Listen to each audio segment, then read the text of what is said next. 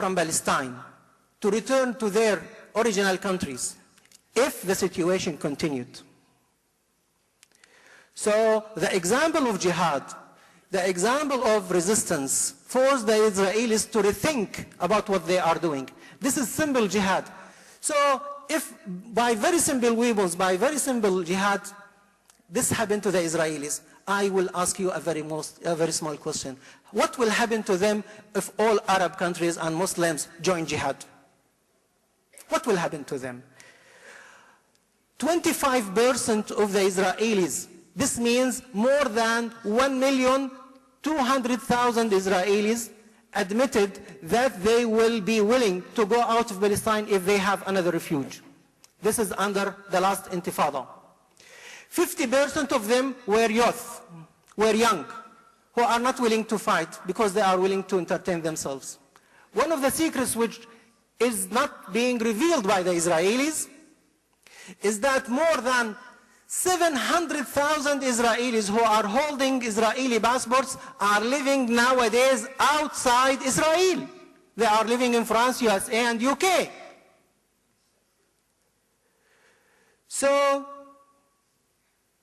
I can assure you that there is a crisis in the Israeli regime.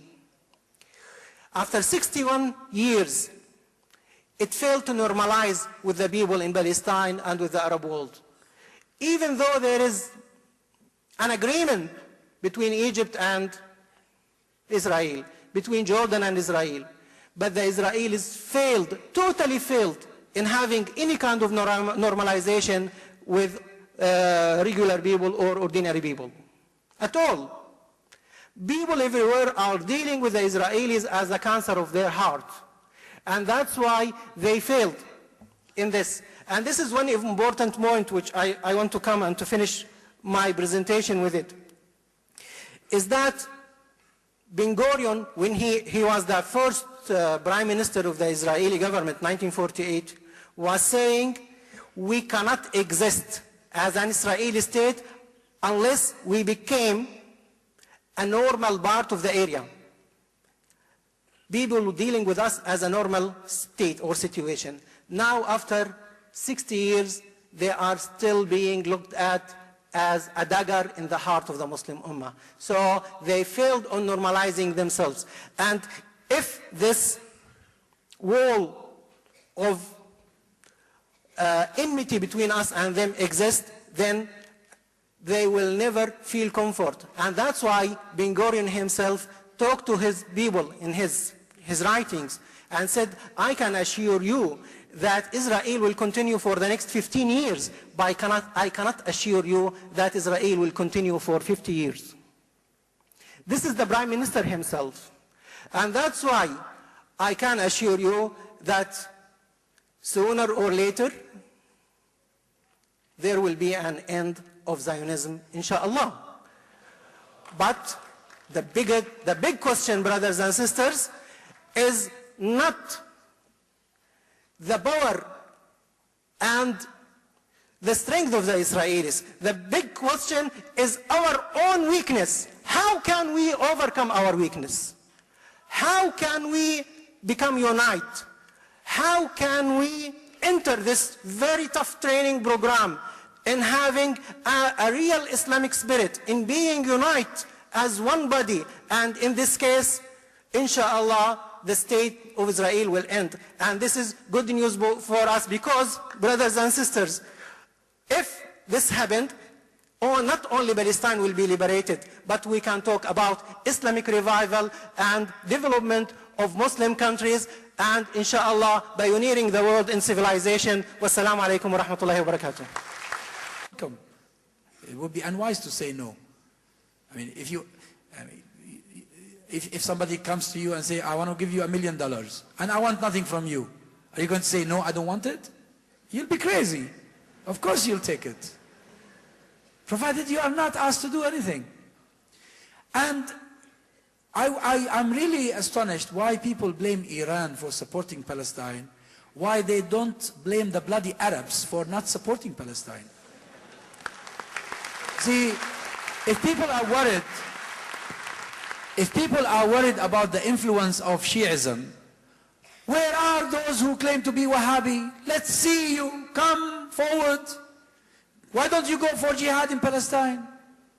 You see, the problem is that the regimes that claim to be the defenders of Sunnism, the regime of Egypt and the regime of Saudi Arabia, have nothing to do with Sunnism, have very little to do even with Islam, I regret to say.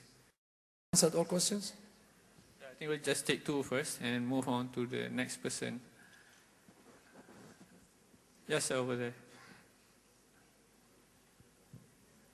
Assalamu alaikum warahmatullahi wabarakatuh.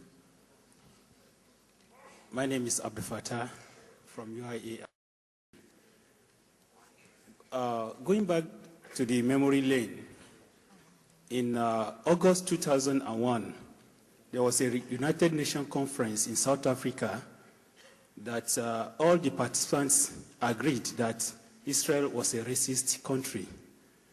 USA and Israel were the two countries that backed out of that conference. And a similar one happened some weeks ago, and they did the same thing.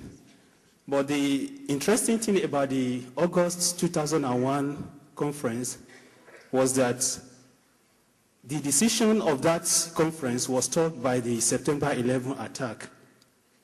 And that turned the table against the Arabs and in particular the Palestinians.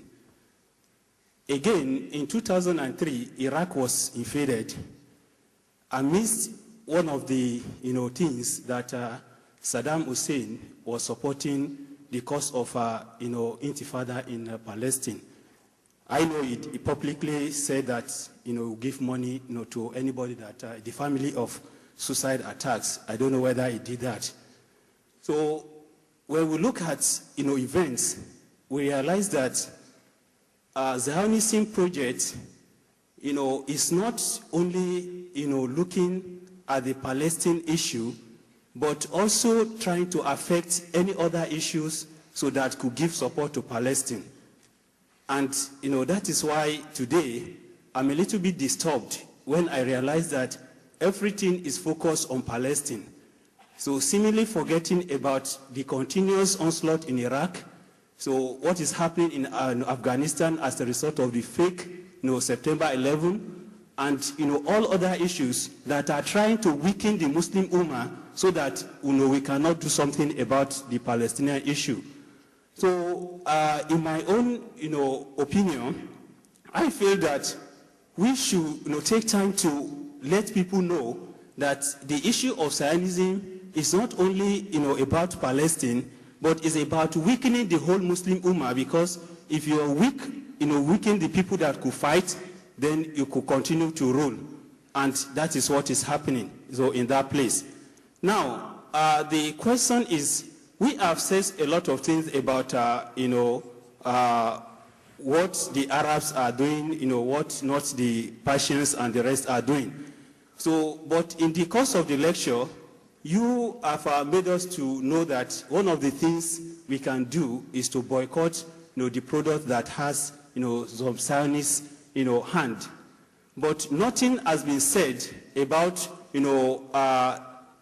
restricting relations or doing something more critical about United States of America, which we all know today, so is the one that is, sponsoring, the state of Israel. Let us recall that Bush said that the state of Israel is 7 million, but in times of problem, so the state of Israel becomes 307 million, so making sure adding the population of United States of America to that of Israel. Bush received a standing ovation for that. So now, please, I'm rounding up. We have continuously mentioned Israel, but it seems America is too big for us to even mention. So that this is a country so that should also be sanctioned, boycotted. Anything we're doing against Israel should be done to America, and as well as Saudi Arabia and Egypt that are supporting them. Thank you very much. Thank you for your comment. Can we have a real question, please, from the floor?